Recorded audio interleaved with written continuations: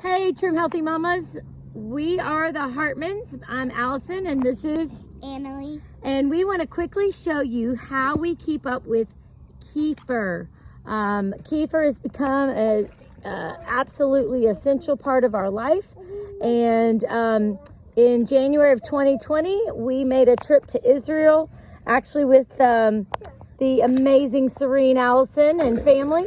And I came back with an amazing souvenir called Giardia, which is an intestinal parasite that you get from a contaminated water source.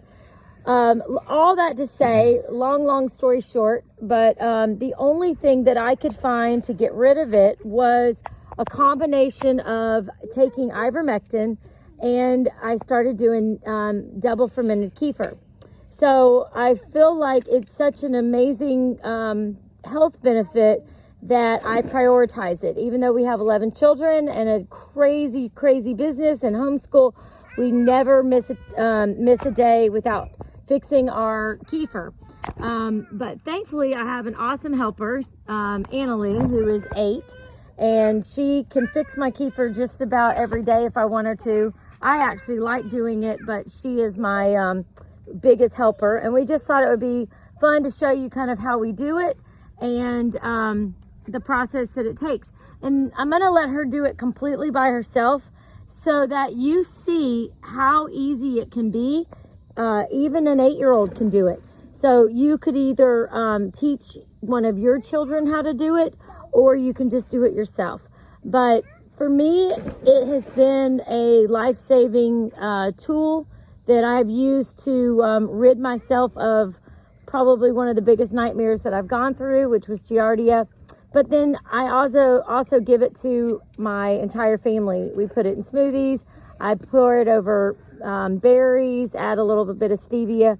I try to get it in me every day.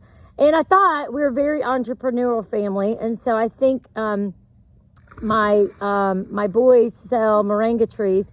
And so I thought, what a cool little business venture for Annalee to maybe start selling double fermented kefir locally. So anyway, we'll see. But all right, so I'm going to turn the screen around real quick and let Annalee show you what she does every day. And we are out by our pool because it's loud in my house, and this is the only place I had a little bit of quiet. Hi, my name is Annalee, and I'm going to show you how to make kefir. Okay, what you got? You get a spoon, just not metal, because it will ruin the kefir. Okay. You get a strainer like this with tiny holes, or it's going to ruin the grains. Get a pot, not metal, and you get your grains and your milk. Okay, so that's your kefir grains, and how long has it been sitting in the milk? 24 hours. 24 hours, okay. And it needs a coffee strainer and a hair tie or a rubber band. Okay. And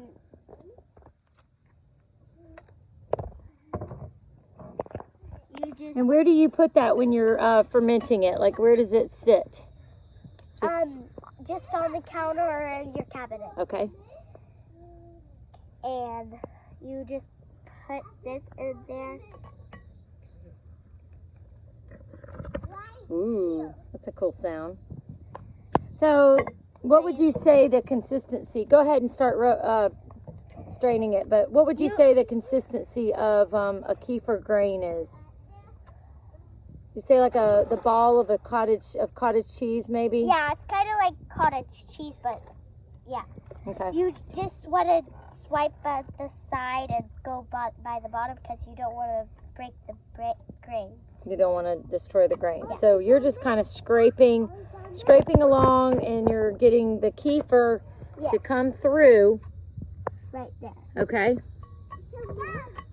And when you're done, you don't wash this out or do anything with it. You just keep putting it in there. You just keep it like this.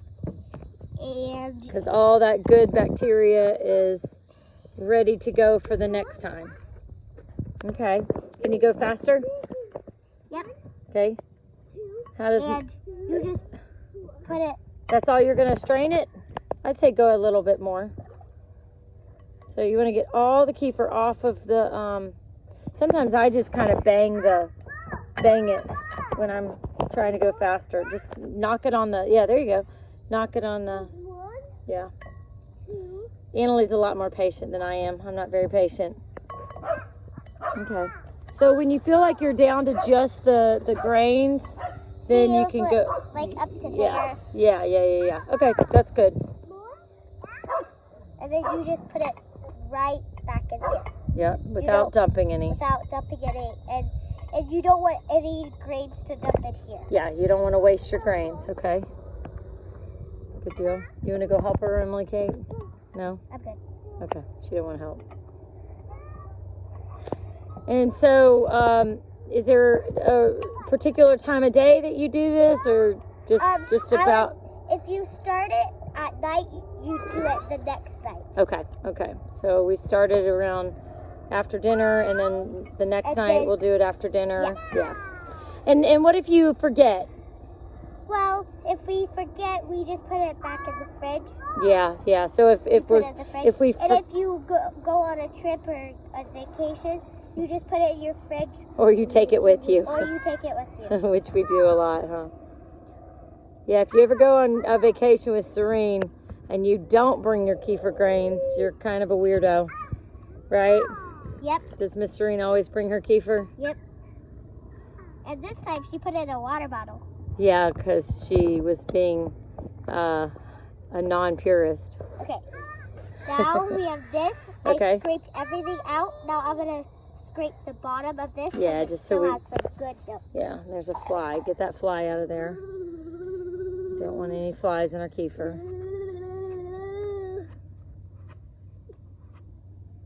There's a...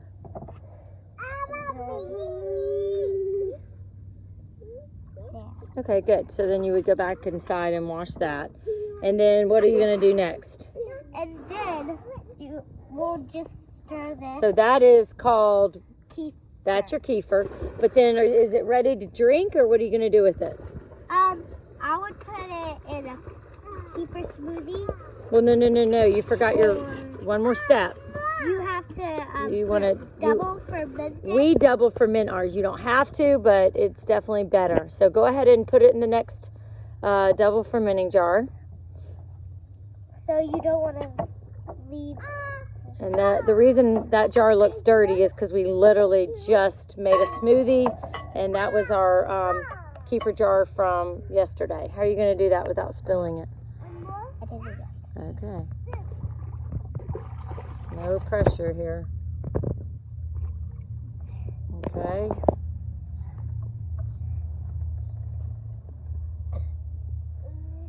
And you want to scrape this. Yeah, we don't waste any, do we? Nope.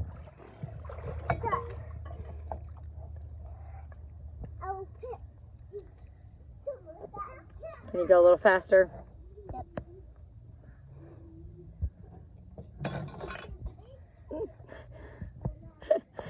Emily Kate's telling me to be patient. Okay, that's good enough.